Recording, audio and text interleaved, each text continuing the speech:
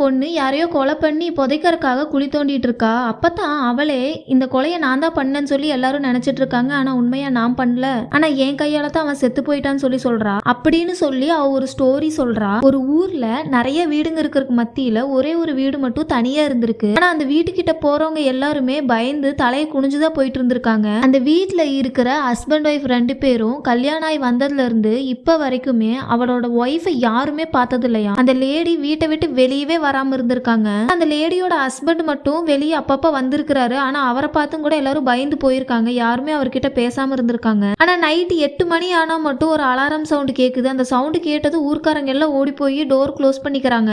8 மணில இருந்து கரெக்டா 9 மணி வரைக்கும் அந்த வீட்டுல அந்த லேடி ஊரே பயப்படுற மாதிரி பயங்கரமா கத்தி அழுகுறாங்க. இப்படியே போயிட்டு இருக்கும்போது ஒரு நாள் ஒரு குட்டி பையன் ஒரு கிஃப்ட் பாக்ஸ் ஒன்று வாங்கிட்டு போய் அந்த வீட்டுடைய கேட்ல வைக்கிறான். கொஞ்ச நேரத்துக்கு அப்புறம் அந்த கிஃப்ட் பாக்ஸும் காணாம போயிருது. அதுக்கப்புறம் ஒரு நாள் அந்த அன்னைக்கு நைட்டு 8 மணிக்கு அந்த லேடியை அழுகுன்னு சொல்லி எல்லாரும் பயந்துட்டு இருக்காங்க. அந்த டைம்ல அழுகிற சத்தமே வரல. அவ்வளவு நாள் கழிச்சு அந்த லேடி அப்பதான் வீட்டை விட்டு வெளியவே வர்றாங்க. உடம்பு ஃபுல்லா எரிஞ்சுக்கிட்டே வெளியே வந்து விழுந்து இறந்துடுறாங்க. அடுத்த நாள் காலையில ஊர்க்காரங்க போலீஸ் எல்லாம் வந்து அதை கிளியர் பண்ணிடுறாங்க. அதுக்கப்புறம் இனி அவளை நினைச்சு பயப்பட வேண்டாம்னு ஊர்க்காரங்களா நிம்மதியா இருக்கிற டைம்ல அந்த வீட்டுல ரொம்ப நேரமா காலையில லைட் எரிஞ்சுட்டே இருந்திருக்கு. அதை பார்த்து ஊர்க்காரங்க கொஞ்சம் பேரு அந்த வீட்டுக்குள்ள போய் பார்க்கும்போது அந்த லேடியோட ஹஸ்பண்டும் இறந்து கிடக்குறாரு. உடனே கார்பரேஷனுக்கு இன்ஃபார்ம் பண்ணிடலான்னு பேசிட்டு இருக்கும்போது அந்த ஊர்க்காரங்களா எதையோ பார்த்து பயங்கரமா கத்தி பயப்படுறாங்க. பார்த்தா அவங்களுக்கு ஒரு சின்ன பொண்ணு ஒன்று இருந்திருக்கு. இப்படியே இந்த பக்கம் ஹீரோவை காட்டுறாங்க. அவனுக்கு பேய் மேல சுத்தமா நம்பிக்கையே இல்லாம இருந்திருக்கு. இந்த பேய் ஆத்மா இறந்தவங்க கிட்ட பேசுறது இந்த மாதிரி எல்லாம் சொல்றவங்க எல்லாம் பொய்ன்னு சொல்லி கண்டுபிடிச்சு வீடியோ எடுத்து அவனோட சேனல்ல அப்லோட் பண்ணிட்டு இருக்கான். அப்ப கரெக்டா ஹீரோவோட அண்ணனையும் ஹீரோயினையும் காட்டுறாங்க. ஹீரோவுடைய அண்ணன் பக்கத்துல இருந்த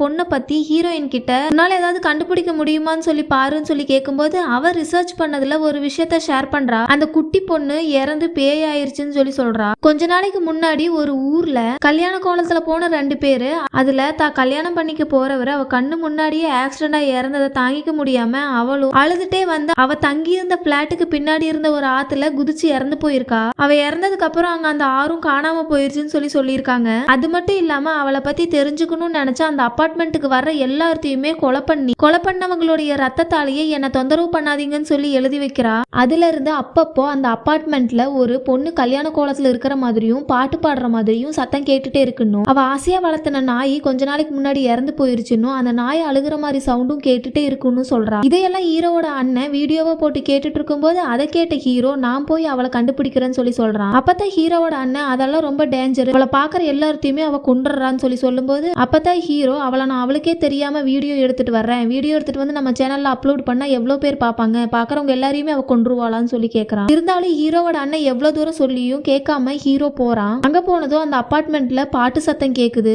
அங்க இறந்து போனவங்களுடைய மார்க் அந்த செவுத்துல ரத்தத்தால எழுதுனது எல்லாமே இருக்கு. அப்படியே உள்ள போய் பார்க்கும்போது ஒரு ரூம்ல சேலையில தூக்கு கயிறு தொங்கிட்டு இருக்கு. அதை பார்த்து ஹீரோ அதுக்குள்ள கழுத்தை விட்டுட்டு இருக்க சடனா அந்த பொண்ணோட உருவம் தெரியவும் அவன் அதுல தொங்கிடுறான். அதுக்கப்புறம் எப்படியோ அதுல இருந்து தப்பிச்சு அந்த பொண்ணை துரத்திட்டே ஓடுறான். பார்த்தா அந்த அபார்ட்மெண்ட்டுக்கு பின்னாடி இருக்கிற அந்த ஆத்துல அவ குதிச்சிடுறா. அவனும் உள்ள குதிச்சு தேடி பாக்குறான். ஆனா அவன் கிடைக்க மாட்டேங்கிறா. அதுக்கப்புறம் அவன் திரும்ப அந்த அபார்ட்மெண்ட்டுக்கு வந்து அந்த பொண்ணோட பேரை சொல்லி நீ இங்கதான் இருக்கேன்னு எனக்கு தெரியும், நான் கண்டிப்பா உன்னை கண்டுபிடிப்பேன்னு சொல்றான். அப்ப கரெக்டா அவனோட அண்ணன் போன் பண்ணவும் அவன்கிட்ட நீங்க சொல்ற மாதிரி அந்த பொண்ணு செத்தெல்லாம் போகல, அவ உயிரோட தான் இருக்கா அப்படின்னு சொல்றான். ஆனா ஹீரோவோட அண்ணன் எதுவா இருந்தாலும் பரவாயில்ல, ரிஸ்க் எல்லாம் வேண்டாம், வீடியோல எதுவும் வேண்டாம், நீ இங்க இருந்து கிளம்பி வந்துருன்னு சொல்ல ஹீரோ கேட்காம இல்ல நான் இனிமேல் இங்க தான் இருப்பேன்னு சொல்லி சொல்றான். அவனும் அந்த அபார்ட்மெண்ட்டை ஓரளவுக்கு ரெடி பண்ணி அங்கேயே ஸ்டே பண்ண ஸ்டார்ட் பண்ணிடுறான். அதுக்கப்புறம் ஹீரோயினும் ஹீரோவுடைய அண்ணனும் இத பத்தி பேசிட்டு ஹீரோயினும் பேயெல்லாம் ஒரு கட்டுக்கதை தான், ஆனா அங்க வேற ஏதோ பிரச்சனை இருக்குது போலன்னு சொல்லும் போது ஹீரோவுடைய அண்ணன் நீயும் ஹீரோ மாதிரியே பேசுறேன்னு சொல்ல உடனே இவ கோவப்பட்டு அவன் கூட என்ன கம்பேர் பண்ணாத,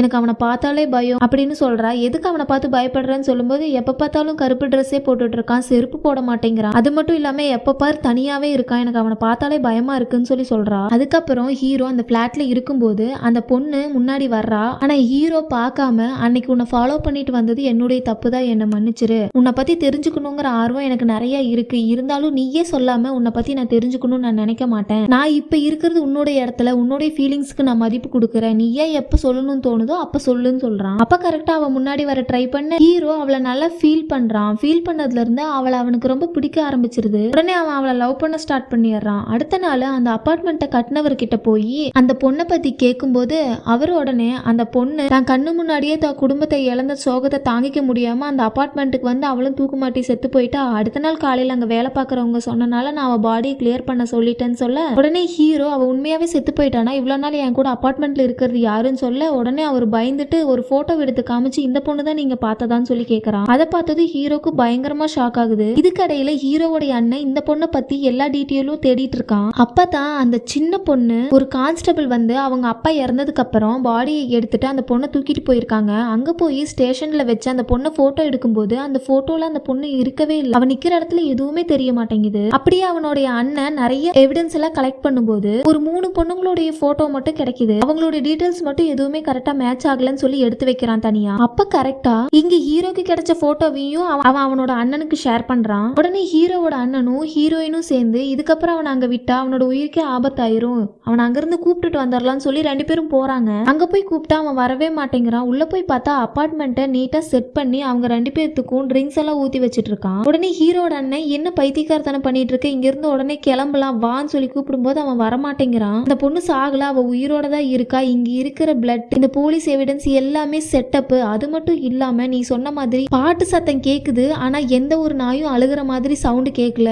சமாதி இருக்குது, ஆனா அது நாயோட சமாதி இல்ல, மனுஷங்களை விட பெரிய சமாதி தான் ஒண்ணு இருக்குதுன்னு சொல்ல அதே மாதிரி அவ இறந்ததுக்கு அப்புறம் அந்த ஆறு காணாமலாம் போகல, அந்த ஆறு அங்கேயே தான் இருக்குதுன்னு சொல்ல உடனே ஹீரோவோட அண்ணன் அப்ப எனக்கு ப்ரூஃப் பண்ணி காட்டுன்னு சொல்லி கூட்டிட்டு போறான். உடனே ஹீரோக்கு கோவம் வந்து அங்க போய் அந்த சமாதியை உடைச்சு பார்க்கும்போது அங்க ஒரு மனுஷனோட எலும்பு கூடு இருக்குது. எலும்பு கூட வச்சு எக்ஸாக்டா அவங்களுடைய உருவத்தையே டிசைன் பண்ற ஒரு ஆர்டிஸ்ட வர சொல்லி ஹீரோ அந்த எலும்பு கூட்டோட மண்டையோட்ட கொண்டு வந்து கொடுக்கறான். அவளும் கரெக்டா டிசைன் பண்றா. பார்த்தா அந்த போட்டோல இருந்த பொண்ணுடைய ஃபேஸ் அப்படியே மேட்ச் ஆகுது. ஆனா ஹீரோ நம்ப மாட்டேங்கிறா, இது அவ இல்ல, என்னால நம்ப முடியாதுன்னு சொல்ல அந்த ஆர்டிஸ்ட் பொண்ணு இது அவ தான், அவ தலையில இருக்கிற தழும்பு கூட அப்படியே எக்ஸாக்டா இருக்குது பாருன்னு சொல்ல ஹீரோக்கு அப்ப கூட நம்பிக்கை வர மாட்டேங்குது. அவன் அங்கிருந்து போகவே மாட்டேங்கிறான். எப்படியாவது அவ வருவா, அவளை பாத்துடணும்னு சொல்லியே அங்கேயே ஸ்டே பண்றான். இதுக்கிடையில ஹீரோயின் ஹீரோவோட அண்ணன் கிட்ட அவனை ஏன் இப்படியே விட்டுட்ட, அவன் ரொம்ப எமோஷனலா அட்டாச் ஆயிருக்கான் போல, அதனாலதான் இந்த மாதிரி இருக்கான்னு சொல்ல ஹீரோவோடைய அண்ணன் அவனுக்கு எமோஷனல்னு ஒரு விஷயமே கிடையாது, இது வரைக்கும் அவன் அழுது நான் பார்த்ததே இல்ல, அவனை சின்ன வயசுல இருந்தே நான் பார்த்துட்டு இருக்கேன்னு சொல்லும்போது அப்பதான் ஹீரோயின் சொல்றா அவனுக்கு எமோஷன் இல்லைன்னு நீ எப்படி சொல்ற, பேயின்னு தெரிஞ்சும் அவன் லவ் பண்ண ஸ்டார்ட் பண்ணியிருக்கான்னா அவனுடைய எமோஷனல் எவ்வளவு ஸ்ட்ராங்குன்றது உன்னால புரிஞ்சுக்க முடியலையான்னு சொல்லி கேட்க உடனே ஹீரோவோட அண்ணன் அப்படின்னா அவன் மேல இருக்கிற பயத்தெல்லாம் விட்டுட்டு நீயே அவன்கிட்ட பேசுன்னு சொல்லி சொல்றா. உடனே ஹீரோயினும் அவனுக்கு போன் பண்றா, மெசேஜ் பண்றா, ஆனா எந்த ரெஸ்பான்ஸும் அவன் பண்ண மாட்டேங்கிறான். அதுக்கப்புறம் கொஞ்ச நாள் கழிச்சு ஹீரோயினுக்கு ஹீரோ அவனோட லொகேஷன் அனுப்பிவிட அவ அங்க போய் பாக்குறா. உடனே 2 பேரும் கோயில மீட் பண்ணிக்கிறாங்க. மீட் பண்ணதும் தான் ஹீரோயின் அந்த பொண்ணு இறந்துட்டான்னு தெரிஞ்சும் நீ ஏன் இப்படி இருக்குன்னு சொல்லி கேட்கும்போது அப்பதான் ஹீரோ சொல்றா நீ கோயிலுக்கு எதுக்காக வர்ற, நீ சாமி கும்பிடுறதுக்காக வர, ஆனா நான் அந்த சாமியோடைய சிலைய செஞ்ச ஒருத்தருடைய டேலண்ட பாக்குறதுக்காக வர்றேன், நீ எப்படி உருவமே இல்லாத கடவுளை இருக்குதுன்னு சொல்லி நம்புறியோ அதே மாதிரி உருவமே இல்லாத அவளை நான் லவ் பண்றேன், இதுல என்ன தப்பு இருக்குன்னு சொல்லி கூட்டிட்டு போறான். கரெக்டா அந்த அபார்ட்மெண்ட்டுக்கு அவளை கூட்டிட்டு போக ஃபர்ஸ்ட் அவ போறதுக்கே ரொம்ப பயப்படுறா, இருந்தாலும் உள்ளவான்னு சொல்லி கூட்டிட்டு போறான். அங்க போய் பார்த்தா அந்த அபார்ட்மெண்ட்ல அவ இருக்கிறதுனாலதான் இந்த அபார்ட்மெண்ட் அழகா இருக்குன்னு சொல்லி அவளை பத்தி அதிகமா வர்ணிக்கிறான். ஒரு கட்டத்துக்கு மேல ஹீரோயினுக்கே அந்த இடம் ரொம்ப பிடிச்சு போயிருது. அப்போ அன்னைக்கு அந்த பொண்ணு ஹீரோ எப்படி பார்த்தோன்னா அதே மாதிரி ஹீரோயின் கையை இழுத்து பிடிச்சி இதே மாதிரி தான் அவளை நான் பார்த்தேன்னு சொல்ல ஹீரோயினுக்கு கோவம் வந்து அவனை பிடிச்சி தள்ளி விட்டுட்டு போயிடுறா. அப்பத்துல இருந்து ஹீரோயினுக்கு ஹீரோ மேல ஒரு ஃபீல் வந்து அவனை லவ் பண்ண ஸ்டார்ட் பண்ணிடுறா. இப்படியே போயிட்டு இருக்கும்போது ஹீரோவோட அண்ணன் கண்டுபிடிச்சிடறான் ஹீரோயின் ஹீரோ லவ் பண்றாங்கிறத. உடனே அதை பத்தி பேசி 2 பேர்த்துக்குள்ள சண்டை வரும்போது அப்பதான் ஹீரோட அண்ணன் 3 போட்டோல இருக்கிற பொண்ணுங்கள்ல தான் அவ ஒருத்தி, முடிஞ்சா நீ ஹீரோ கிட்ட போய் சொல்லு பார்க்கலாம் அப்படின்னு சொல்லும்போது உடனே ஹீரோயின் நான் கொண்டு போய் கொடுக்கறதுல எனக்கு எந்த பிரச்சனையும் இல்ல, ஆனா அவளை மீட் பண்றதுனால அவனுக்கு ஏதாவது பிரச்சனை வந்துச்சு அப்படின்னா அதுக்கு ஃபுல் ரெஸ்பான்சிபிலிட்டி நீதான்னு சொல்லிட்டு போயிடுறா. அங்க போய் அப்பவுமே ஹீரோ கிட்ட அந்த 3 போட்டோஸையும் கொடுக்க அவ தயங்குறா. இருந்தாலும் அவ அந்த போட்டோஸை காமிச்சு நடந்ததெல்லாம் சொல்ல உடனே ஹீரோ அவங்க 3 பேர்த்தையும் கண்டுபிடிக்கிறதுக்காக ஹீரோயினையும் கூப்பிட்டுட்டு போறான். அங்க போகும்போது ஃபர்ஸ்ட் ஒரு பொண்ணை பத்தி கேக்குறாங்க, ஆனா அந்த பொண்ணு காணாம போய் ரொம்ப நாள் ஆச்சுன்னு சொல்லி சொல்றாங்க. போலீஸ்ல கம்ப்ளைண்ட் பண்ணலையான்னு சொல்லி கேட்க உடனே போலீஸ்ல கம்ப்ளைண்ட் கொடுத்தோம், ஆனா அவங்க எந்த ரெஸ்பான்ஸும் பண்ணலன்னு சொல்றாங்க. அந்த கம்ப்ளைண்ட் எடுத்துக்கிட்டு ஆபீசரை போய் கேட்கும்போது அந்த பொண்ணு காணாம போன அடுத்த நாள் இங்க எம்எல்ஏ பையனும் ஒரு பொண்ணும் ஆக்சிடென்ட்ல இறந்துட்டாங்க, அந்த கேஸை பார்த்தனால இந்த கேஸை எங்களால கம்ப்ளீட் பண்ண முடியலன்னு சொல்லிடுறாங்க. அதே மாதிரி 2வது பொண்ணை போய் கேட்கும்போது அந்த பொண்ணையும் காணோம்னு சொல்லி சொல்றாங்க. கடைசியா அந்த 3வது பொண்ணை போய் கேட்கும்போது அந்த பொண்ணுமே மிஸ் ஆயிட்டான்னு சொல்லி சொல்றாங்க. ஆனா ஹீரோவும் முடிஞ்ச வரைக்கும் தேடி பார்த்ததுல 3 பேருமே மிஸ் ஆகல, இறந்து போயிருக்காங்க. அப்பதான் ஹீரோ 3 பேருமே இறந்து போயிட்டாங்க, ஆனா இறந்ததுக்கு எந்த எவிடன்ஸுமே இல்லையேன்னு சொல்லி யோசிச்சுட்டு இருக்கும்போது அப்பதான் அவனுக்கு ஒரு ஐடியா வருது. திரும்பவும் அந்த 3 பேர்த்துடைய மண்டை ஓட்டை எடுத்துட்டு போய் அந்த ஆர்டிஸ்ட வர சொல்லி திரும்ப அவன் டிசைன் பண்ண சொல்றான். அவளும் எக்ஸாக்டா அந்த 3 பேர்த்துடைய ஃபேஸை டிசைன் பண்ணி கொடுத்துறா. பார்த்தா 3 பேருமே இறந்துட்டாங்க. அப்பதான் அந்த ஆர்டிஸ்ட் சொல்றா இந்த 3 பேர்த்துலயுமே நீ தேடுற பொண்ணு இல்ல, ஆனா இந்த 3 பேர்த்தோட அடையாளத்துலதான் அவ இருக்கா அப்படின்னு சொல்றான். ஆக்சுவலா அந்த பொண்ணு ஒருத்தவங்க இறந்ததுக்கு அப்புறம் அவங்களோட ஐடென்டிட்டிய அப்படியே இவ எடுத்துக்கிறா, இவளோட ஐடென்டிட்டிய அப்படியே மறைச்சிடுறா. இதுல இறந்து போன எல்லாத்தையுமே அவங்கவங்க ஊர்ல தான் அடக்கம் பண்ணியிருக்காங்க, ஆனா வேற வேற பேர்ல அடக்கம் பண்ணியிருக்காங்க அப்படின்னு சொல்ல இதுல 4வது ஒரு பொண்ணு சம்மந்தப்பட்டிருக்கா. அந்த பொண்ணுடைய பாடியை எடுக்கலான்னு போகும்போது கரெக்டா அந்த இடத்துக்கு அந்த பொண்ணு வர்றா. அந்த பொண்ணு வேற யாரும் இல்ல, ஹீரோயின் தான். அப்பதான் ஹீரோ வந்து ஏன் இதெல்லாம் பண்ணிட்டு இருக்க, உண்மையை சொல்லுன்னு கேட்கும்போது அப்பதான் ஒரு விஷயத்த ஷேர் பண்றா. ஆக்சுவலா ஸ்டார்டிங்ல காட்டின அந்த சின்ன பொண்ணு தான் அவ. அவங்க அப்பா இறந்ததுக்கு அப்புறம் அவளை போலீஸ் ஸ்டேஷன்ல கூட்டிட்டு போயிருப்பாங்க. அங்க போய் பார்த்ததும் ஹஸ்பண்ட் ஒய்ஃப் 2 பேரு இந்த பொண்ணை தத்தெடுத்துட்டு போயிருப்பாங்க. இவளை நல்லா பாசமா தான் வளர்த்திட்டு இருந்திருப்பாங்க. இருந்தாலும் இவளுடைய மனசுக்குள்ள அந்த பழைய நினைவுகள் வந்து வந்து போயிட்டே தான் இருந்திருக்கு. அப்பதான் ஒரு டைம் இப்ப வளர்த்திட்டு இருக்கிறவங்களுக்கு ஆல்ரெடி ஒரு பொண்ணு இருந்து இறந்து போயிருக்காங்கிற விஷயம் தெரியுது. உடனே அவ அந்த இறந்து போன பொண்ணு மாதிரியே தலை சீவி பொட்டெல்லாம் வச்சு அவங்க அம்மா முன்னாடி அந்த இறந்து போன பொண்ணு மாதிரியே போய் நிக்கவும் அவங்க அம்மாவுக்கு அவ்வளோ சந்தோஷம். அப்பத்துல இருந்து அந்த இறந்து போன பொண்ணாதான் அவ வாழ்ந்துட்டு இருந்திருக்கா. அதுக்கப்புறம் ஒரு கட்டத்துக்கு மேல அவங்க அம்மாவும் இறந்து போயிடுறாங்க. உடனே ஸ்கூல்ல எல்லாருமே அவளுடைய தோற்றத்தை பார்த்து கிண்டல் பண்ண ஆரம்பிச்சிருக்காங்க. ஃபர்ஸ்ட் தேடி போன அந்த இடத்துல ஆக்சிடென்ட் ஆயிடுச்சுன்னு சொன்ன இடத்துல இவ போய் அந்த பொண்ணுடைய பேகு ஸ்பெக்ஸ் எல்லாமே எடுத்து அவளோட அடையாளத்தை அப்படியே இவ எடுத்துட்டு வந்துடுறா. இப்படியே தான் ஒவ்வொரு ஊர்லயும் இறந்து போன பொண்ணுங்களோட அடையாளத்தை இவ எடுத்துட்டு வந்திருக்கா. காரணம் என்னன்னா சின்ன வயசுல அவங்க அம்மா இப்படிப்பட்டவங்கன்னு தெரிஞ்சு இவளுடைய பாஸ்ட் லைஃப் தெரிஞ்சதுன்னா யாருமே இவகிட்ட ஒழுங்கா பேச மாட்டாங்க, எல்லாருமே இவளை வெறுப்பாங்கன்றதுக்காகத்தான் இவ ஒவ்வொருத்தருடைய அடையாளத்தையா எடுத்துட்டு வந்திருக்கா. இவளுக்கு சின்ன வயசுல ஒரு பையன் ஒரு கிஃப்ட் பாக்ஸ் கொடுத்திருப்பான். அதை போலீஸ் வந்து கூட்டிட்டு போகும்போது அவ கீழே போட்டு போயிருப்பா. திரும்ப ஓடி வந்து அந்த கிஃப்ட் பாக்ஸ் அந்த பையனை எடுத்து வச்சிருப்பான். அதை வந்து இவங்களோட யூடியூப் சேனல்ல பார்க்கும்போது தான்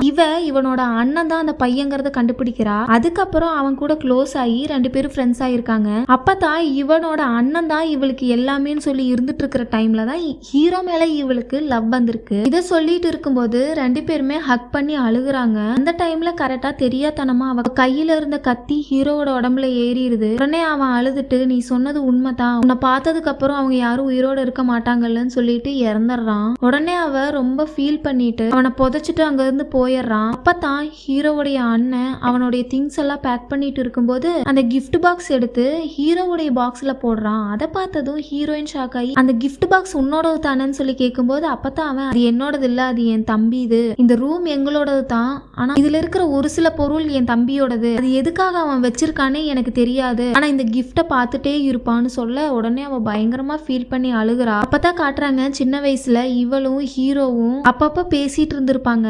அப்பதான் அவன் போட்டிருக்கிற ஷர்ட் நல்லா இருக்கான்னு சொல்லி கேட்கும்போது அவ உள்ள போட்டிருக்கிற பிளாக் பனியன் நல்லா இருக்குன்னு சொல்லியிருப்பா. அதுல இருந்துதான் அவன் பிளாக் ட்ரெஸ்ஸே போட்டுட்டு இருந்திருப்பான். இவளை பாக்கறதுக்காக மரத்து மேல ஏறி போவான். அப்ப அவன் காலில் அடிபட்டிருக்கும். அந்த காயம் பெருசா இருந்தனால அவனால செருப்பு போட்டிருக்க முடியாது. அதனாலதான் அவன் செருப்பும் போடாம இருந்திருப்பான். அவளை பத்தி யோசிச்சுட்டே தான் இவன் தனியாவும் இருந்திருப்பான். இதெல்லாம் புரிஞ்சுக்கிட்டு அவ பயங்கரமா அழுகுறா. அதுக்கப்புறம் கொஞ்ச நாள் கழிச்சு வேற ஒரு பொண்ணோட அடையாளத்துல இவ வேற ஊர்ல இருக்கா. அப்ப கரெக்டா அதே மாதிரி ஒரு கிஃப்ட் ஜன்னல் ஓரத்துல இருக்கு. அதை பார்த்து அவ பயங்கரமா ஷாக் ஆகுறா. பார்த்தா நம்ம ஹீரோ சாகல, அவன் உயிரோட தான் இருந்திருப்பான். ஆக்சுவலா ஹீரோ ஆல்ரெடி இவ தான் அந்த பொண்ணுங்கிறது எப்பவோ கண்டுபிடிச்சிருப்பான். ஆனா இவளே இவ வாயால சொல்லணுன்றதுக்காக தான் வெயிட் பண்ணிட்டு இருந்திருப்பான். அந்த ஃபேஸை டிசைன் பண்ற ஆர்டிஸ்ட் ஒரு மருந்து கொடுத்திருப்பா. இதை குடிச்சா பிளட் அதிகமா வெளியே போகாதுன்னு சொல்லி கொடுத்ததுக்கு அப்புறம் தான் அவன் மீட் பண்றதுக்கே வந்திருப்பான். பிளட் அதிகமா போகாதனால அவன் இறந்திருக்க மாட்டான். அவ குழி தோண்டி புதைச்சதுக்கு அப்புறம் அந்த ஆர்டிஸ்ட் திரும்ப அவனை காப்பாத்திருப்பா. இதெல்லாம் சொன்னதுக்கு அப்புறம் 2 பேர்த்துக்குமே கல்யாணம் ஆகிருது. அப்பதான் ஃபர்ஸ்ட் நைட்ல ஹீரோயினோட கையை தொடும்போது அவ ஒரு மாதிரி வெக்கப்படுவா. உடனே அவன் நீ என்ன இப்படி வெக்கப்படுற, இது ஃபர்ஸ்ட் டைம் இல்லல்ல,